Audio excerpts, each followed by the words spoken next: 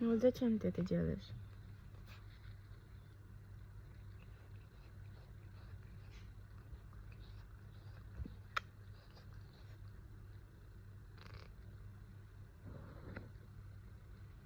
Мне больно.